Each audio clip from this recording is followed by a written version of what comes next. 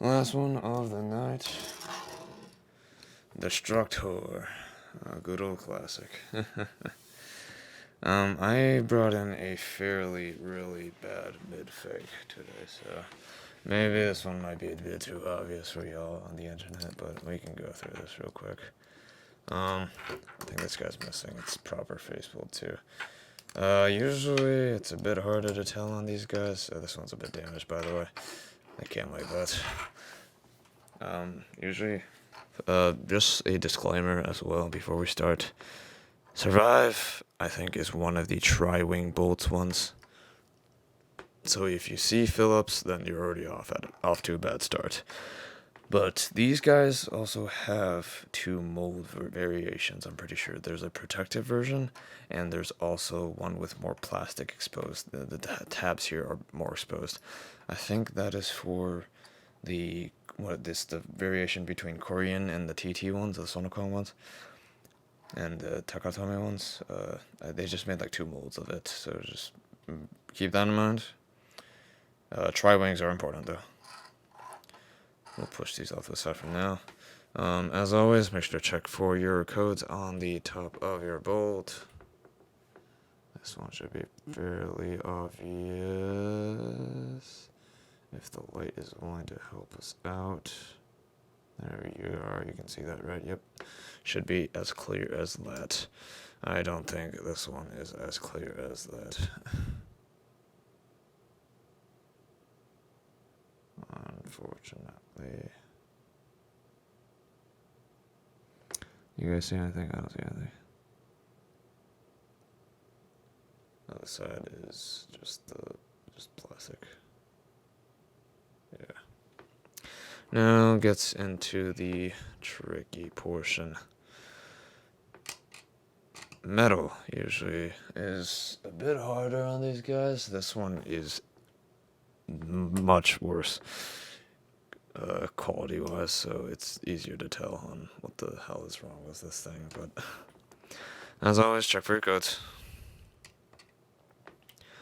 We've got A1 over here, but I am oh, can we see that? It's a bit shiny. A1, there we go. But I know they made a whole load of these guys. I don't see the code on this thing, so yeah, that's a big tell. Oh wait, nope, there it is. There is an A1 on this buddy-o. The font on that thing is atrocious. If you want to compare that, yeah. It's much larger. It's like Comic Sans at that point. These things don't have mold codes, which golly, I love it, yep. You can kind of tell plastic quality texture-wise, this thing is much cheaper. Yeah, it feels much worse. They usually would have coats like there and there, but not on these, I'm afraid. It looks like on the usual one, the circles aren't as pronounced on, especially, yeah, they shouldn't have circles lining the insides of this. I think rubber should feel better too. It feels the same, honestly. You can also check from the sparkle on here too. This thing looks and feels much worse. Last thing, I think this is unique to this one in particular. And it's Mr. Muzio Beyblade himself, Lieutenant, not Lieutenant Eddie, that's a Hearthstone YouTuber. Eddie Beyblade has talked about this at some point from one of his prior videos. But I think for Midfake base, for some reason, they do have an odd capacity of being compatible with this for some reason. As you see, it's fitting on.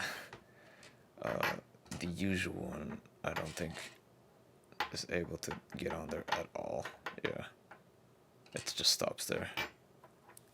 I think this goes both ways too, right? Kind of. It's a bit rough fit on the first mode, but you can fit it on for the second.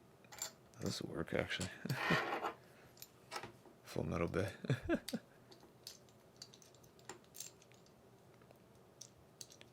Oop, it's trying. You get the idea. It should not be compatible like that. No siree. Just to demonstrate that further. The other one was like essentially sliding on there. The regular one kind of struggles to do that. Yeah, see? It's like actually locked in.